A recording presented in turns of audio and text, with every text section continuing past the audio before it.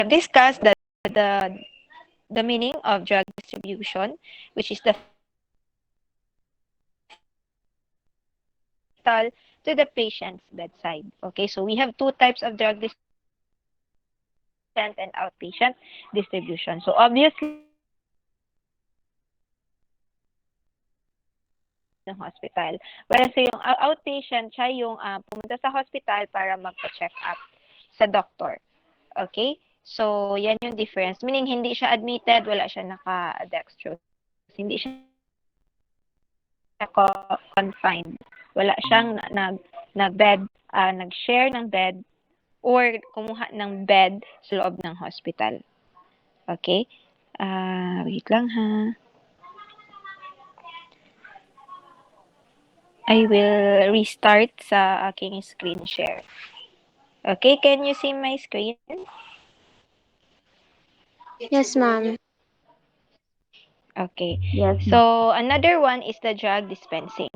Drug dispensing is a pharmacy act that consists of the pharmacist removing two or more doses from a bulk drug container and place them in another container of subsequent use. Okay, what's the difference between drug dispensing and administration? See, dispensing is pharmacist Ma'am, ang excuse main po. author. Yes? Nawala, ma'am. No. Nawala, okay, for a while. Ang screen share, nawala? Opo. Okay, Yes, okay. ma'am. Sige, let's go back.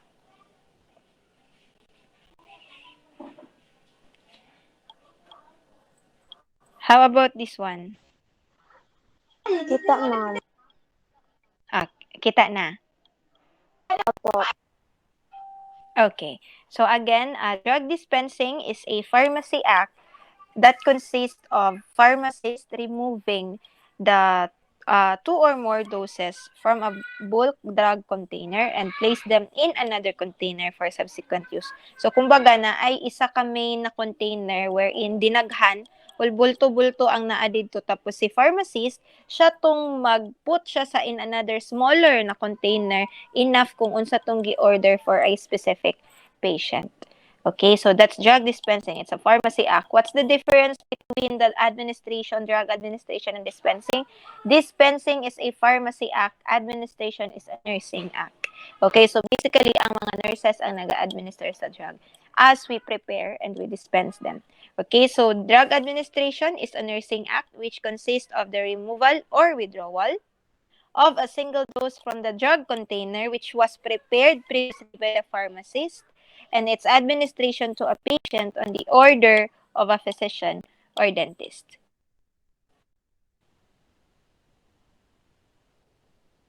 Okay, that's between drug administration and drug dispensing. So, mo nitong two types of drug distribution system. So, we have inpatient distribution and outpatient distribution. Okay, so basically, na-discuss na nato ni. So, it can be carried out from the outpatient dispensing area, especially if too much na ang dito sa inpatient na dispensing area. So, muadto na siya dito sa outpatient dispensing area para magkuha og drug to be administered or to be dispensed for the inpatient patient. Okay? So, ang difference diri sa inpatient o outpatient aside sa naka-confine ang inpatient, outpatient wala dapat medicaments na ma-issue without prescription. Kahit over-the-counter drugs pa yan, kailangan talaga may reseta. Okay? Galing sa doktor na nag-check up sa pasyente. Okay? Kasi you are going to enter the hospital premises and then magpa-check up ka. Rest assured na naadjud na i-reseta sa imuha ang doktor. Not unless wala kay problema. Not unless nagpa-annual physical examination kapos the doctor found out that you're healthy and you are very well, okay, as a person. So, basically, na siya ihatag. Or kung naaman, more on multivitamins na iyahang ihatag. More on immune booster or to maintain what you are right now if you are healthy enough. Okay, so again, if nakita si doctor na problem, so wala dapat jud mahatag nga na drugs. na walay reseta, kahit over-the-counter pa yan. Okay? And then also, just like the inpatient distribution, yung quantities na gi-dispense mo, kahit na outpatient pa yan, it should also be recorded. Okay, so we have different types of this drug distribution system. We have this one, the individual prescription order system, the combination of complete floor stock system, the combination of individual prescription and floor stock system, unit dose system, and the non-floor stock system. Okay, so I believe we have already discussed the um, this one, the individual prescription order system, its advantages and disadvantages. So, sa individual prescription order, the physician writes the prescription for individual patient and then generally used by small and or private hospitals. Okay, so what are the disadvantages is that ang medication orders niya, directly siya ma-review by the pharmacist. And then also, because you can directly review it, you also have maintain the harmonious relationship between the other healthcare provider sa loob ng hospital, especially the doctors and the nurses. Kasi you have interaction with them. If ang drug distribution system is an individual prescription order system. Also, it will provide you clear inventory control. How about the disadvantages? Yung parang kinahig na sulat ng doktor. Okay, it can be eligible. Okay, diliin yung substance. Okay, and this may lead to wrong dispensing. Okay, so muna siya ang disadvantages. And then physician may also write high economic drug in the prescription or cost-effective drug. So meaning si physician ang sole karapatan na magpili sa kung unsang drug and also brand names ang iyahang i-dispense. Of course, in accordance to the hospital formulary. Okay, and then we have the floor stock system or the complete floor stock system. Okay, so drugs are given to the patient from the nursing station and the pharmacy supplies from the drugstore. Okay, so we have two types of floor stock system. Ano ni siya to si charge floor stock system and si uncharged floor stock system. Okay, so by the name itself, kabalo na taon saan difference. So sa charge floor stock system, it is charged to the patient's account after administration. Okay, administration na siya class. Okay, so I believe we have discussed this one. Muna siya ang sample sa iyahang, what do you call this one? Labeling. Okay, sa charge floor stock system. Okay, and then for the non-charge floor stock system, the system includes the medicaments placed in the nursing station that are used by all the patients on the floor. Okay, so walang direct charge from the patient's account. Mo na siya ang difference. Okay, again, sa charge floor stock system, it is charged to the patient's account after the drug is administered to the patient. Okay, while as a non-charge floor stock system, as the name suggests, it has no direct charge from the patient's account after it is administered. So we have two types. We have basket method and mobile dispensary unit. Okay, so for the drug basket method, the nurses fills a requisition form for the delivery of drugs at their floor. Okay, so when there is an empty container, the nurses place it in the drug basket. That is why it is a drug basket method. So pag makita na yan ng pharmacy na empty na yung container na nakalagay sa drug basket, automatically it will be filled. Okay, doon sa empty container. Of course, depende sa order pa rin ng doktor. Okay? So, this is the drug basket method. So, again, class, si nurse niyan ang nag-fill ng requisition form para i-deliver yung drugs at their floor. So, kapag empty na yan, ibalik lang din yan ni nurse yung lalagyan dyan. Tapos, kunin na lang yan. Tapos, ibabalik ulit sa pharmacy. Kapag meron na namang order, i-fill na naman yon, tapos balik na naman doon. Okay, again, the nurses fills the requisition form of the drugs to be delivered at their station. Okay, and this is the mobile dispensary unit, which is made up of stainless steel and it is mounted on bottom types. Okay, so mas ano ni siya class? Actually, mas mahal And then, kasi mas automatic siya, ganito yung mukha niya. So, parang, yung nasa grocery store, scan, scan, scan ka na lang. Or kahit, parang nasa butika ka that you scan, and then, automatic na yan siya lalabas yung gamot. Okay, so, basically, yung gamot natin dito is barcoded para ma-scan siya. If wala, you can write it type it, pero basta it's mobile dispenser unit, scan ka na lang eh. So, most probably it's barcoded. Okay, para ma-scan niya. And then dira na siya makita nimo kung pila na lang ang nabilin, makita nimo dira pila na lang ang imuhang stock level. Then you will also know if na ay discrepancies between your actual count and also the computer count. Okay, so dira nimo mabalaan if okay ba ang inventory. Okay, and then let's go to the non-charge floor stock system. So, I'm sorry. Sorry, nabalik na siya. That was non-charge floor stock system. Okay, so let's proceed with the combination. Okay, the combination of, what was this one? Sorry, class ha. Yeah, tama. The non-charge floor stock system. Okay, so let's proceed with the combination of individual prescription and floor stock system. Okay, so falling into this category class are those hospital which use the individual prescription or the medication order system as their primary means of dispensing. Okay, but also utilize a limited floor stock. Okay, so that is why it's called a combination of individual prescription and floor stock system. Again, falling into this category are those hospital which use the individual prescription or medication order system as their primary means of dispensing, but also utilized a limited floor stock. Okay, this combination system class is probably the most commonly used in hospitals today.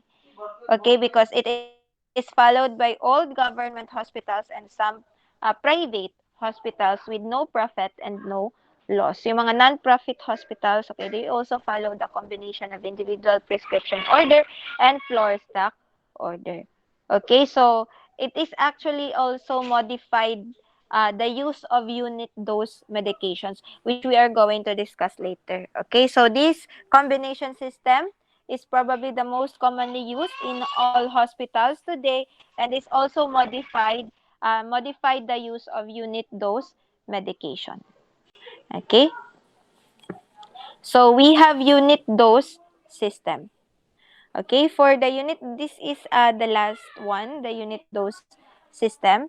So, unit dose system of medication distribution is a pharmacy coordinated method of dispensing.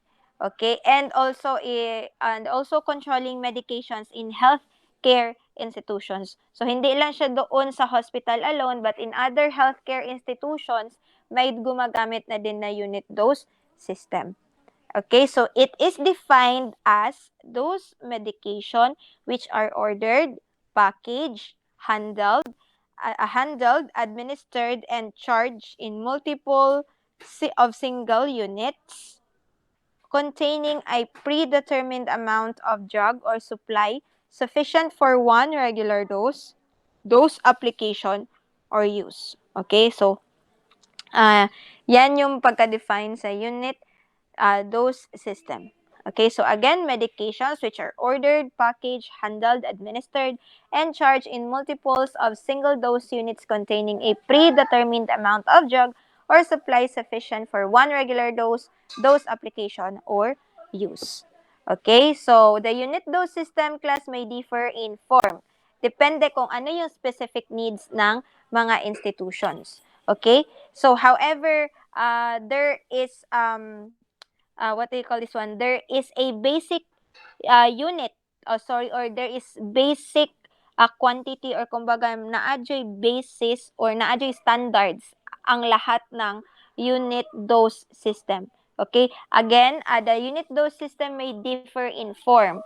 Depende kung ano yung kinakailangan ng institution. Depende kung ano yung specific needs ng institution. However, there are distinctive elements, kumbaga, na basic or kumbaga standard sa lahat ng unit dose system.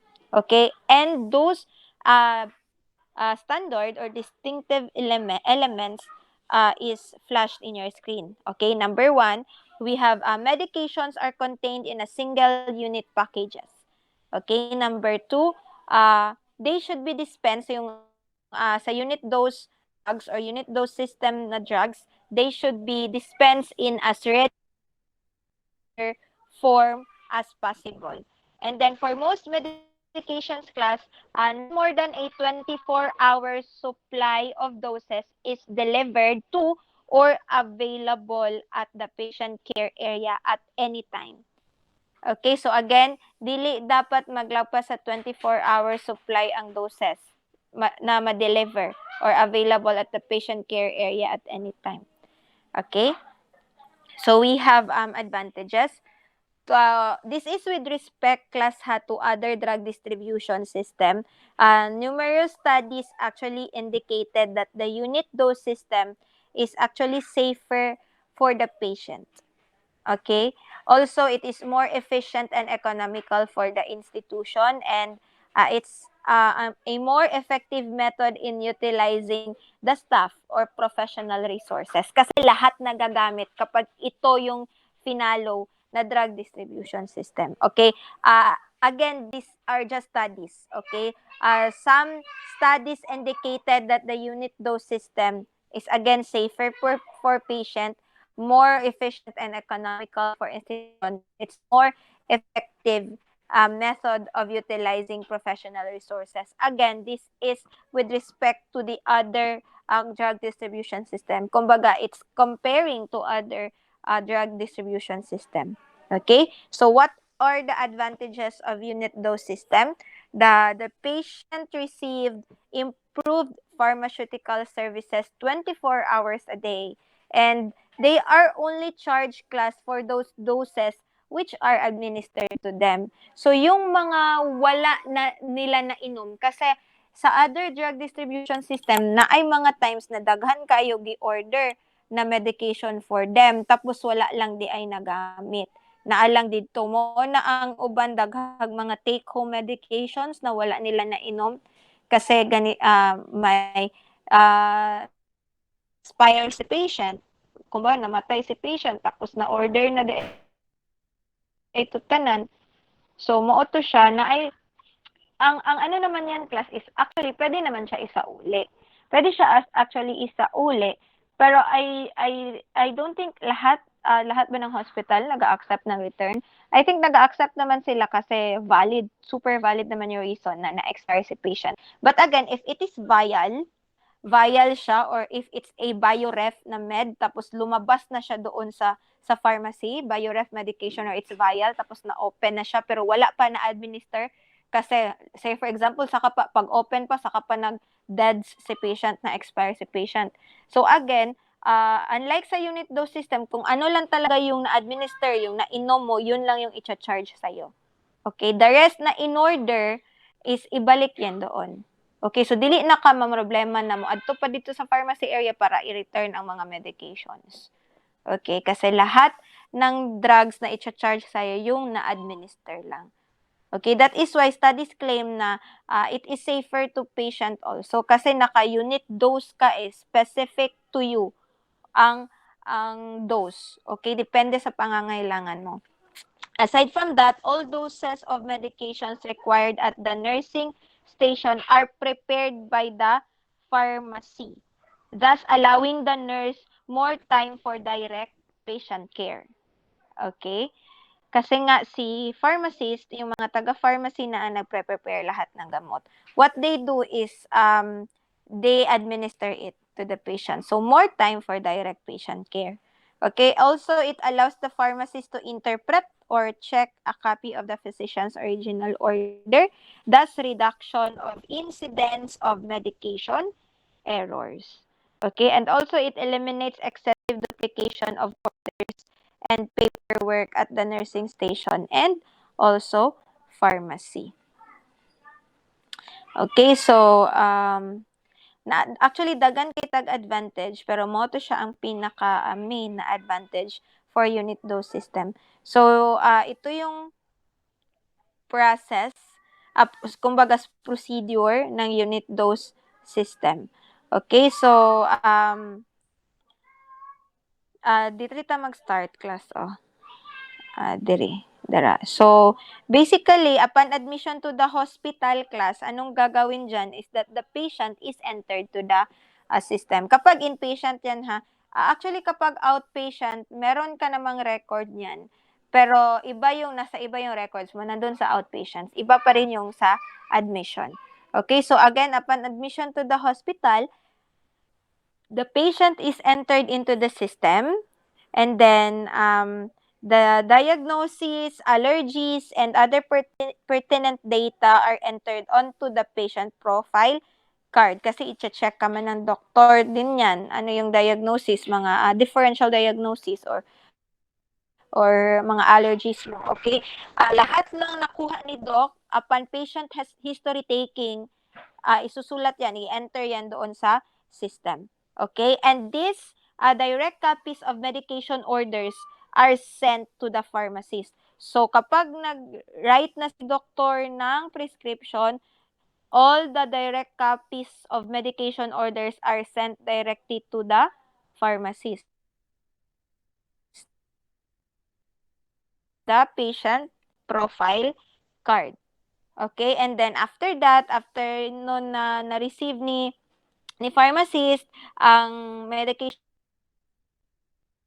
orders, and then na-enter na yung kanyang medication order to the patient profile, the pharmacist now checks the medication order. Receive niya, i-verify niya, and then i-check niya ang medication order if there is some allergies, drug interaction, or the drug laboratory test effects, ganon. Magpo-false positive ba if ang patient nagkakaroon ng CBC tapos iinom siya nito? Anong mangyayari sa laboratory test? Magpo-false positive ba for specific antigen? Ganon. Okay, so again, the pharmacist will also check that one. If there is drug laboratory test effects, and also the pharmacist should also provide rationale of the therapy. Okay, and then the dosage schedule is coordinated with the nursing station. Okay, coordinate jud dapat class kasi they will be the one who will administer the drug directly to the patient. Okay? So after that one, si pharmacy technician, dito sa baba, si pharmacy technician ang mag-fill sa prescription. Okay, so the pharmacy technician picks the medication orders, placing drugs in bins of transfer cart per dosage schedule. So there is sa filling ng prescription class, there is selection and labeling. Okay? So, doon nakikita kung ano yung drug strength and also frequency and the route of administration ng drug. Again, depende sa order ng physician. Okay? So, i-label ni pharmacy technician. Butangan niya kasi siya man mag-fill, siya mag-pick na medication order. So, the pharmacy technician will label and also will select. Okay? And then, the medication cart is filled for particular dosage, schedule, delivery. Okay, so that is why inana kanais ang unit dose system class kasi scheduled siya ba? Scheduled siya, and then it is filled for particular dosage of a particular patient in a particular schedule. Okay, so very minimal jud kaayo, or not, if not minimal, zero jud ang iyahang error. Kasi nga inani ka kuti. Okay, kuti kaayo ang unit dose system. Daghan kay mag-check from the receiving, i-check, i-verify ni pharmacist, and then i-fill ni pharmacy technician. After that, i-check pa jud na usab ni pharmacist before i-dispense ni pharmacist. Okay, so the pharmacist checks the cart prior to release. Okay, prior to dispensing. Okay, so after that, i-dispense and i-fill na ang medication chart. And then, the nurse administered the medication and makes appropriate entry on the medication record. After na-dispense ni pharmacist ang drugs, pinapunta doon sa ward. After that, the nurse will administer the medication and makes appropriate entry on the medication record. Okay, but always remember class, before i-send sa ward, as a pharmacist, check. Okay, always check what the pharmacy technician filled. Kasi kapag magkamali sila, imong sala, imong dakong sala gapon na, because you are the one training them. under na sila sa imuhang supervision.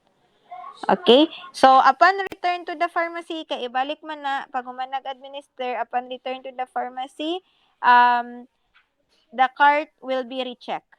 Okay, so throughout the entire sequence class, the pharmacist is available for consultation. Sorry.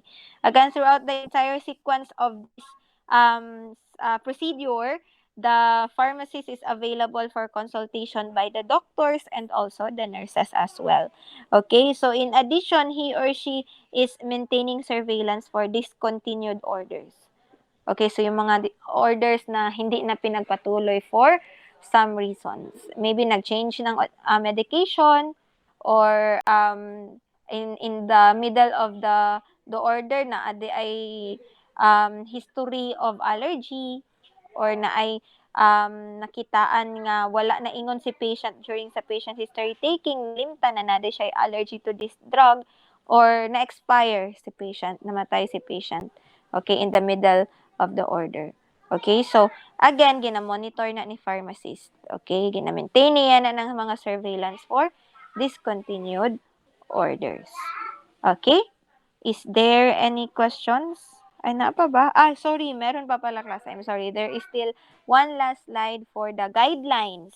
Okay, this is the guidelines for planning and evaluating hospital drug distribution system.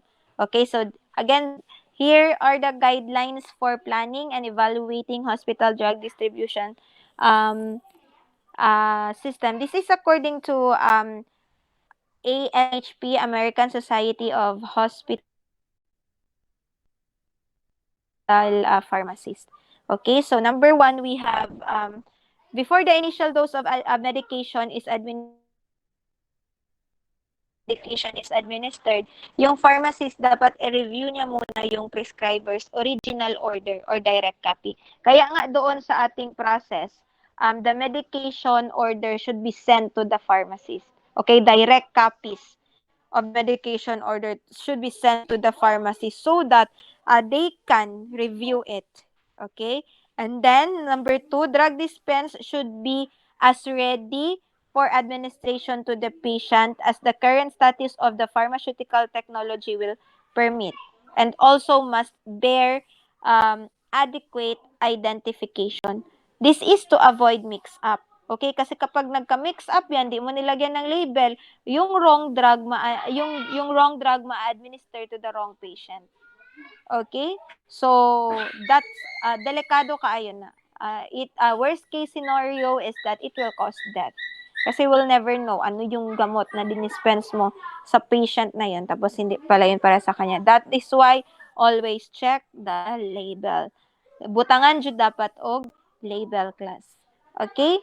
So again, it must bear adequate identification including what should be included in the label: name or the names of the drug, the strength, the potency also. Also, what type of administration, route of administration, as well as the expiration date, the control number, and other special instructions if meron. Okay? Also, facilities and equipment used to store drugs designed should be designed that the drugs are only accessible to the medical practitioner authorized to prescribe. Okay? And also to the pharmacies authorized to dispense and nurses authorized to administer these said drugs. Okay? So again, the facilities and equipment are all should be designed that it is only accessible to the medical practitioner, the pharmacist, and the nurses. Okay, and aside from that, the facilities and equipment used to store drugs should also be designed to facilitate routine inspection of the drug prior to the time of administration. Okay, and then if there is utilization of automated devices, as pharmaceutical tools, it is mandatory that the provision to be made to provide suitable pharmaceutical services in the event of failure of the device. Okay, so again, when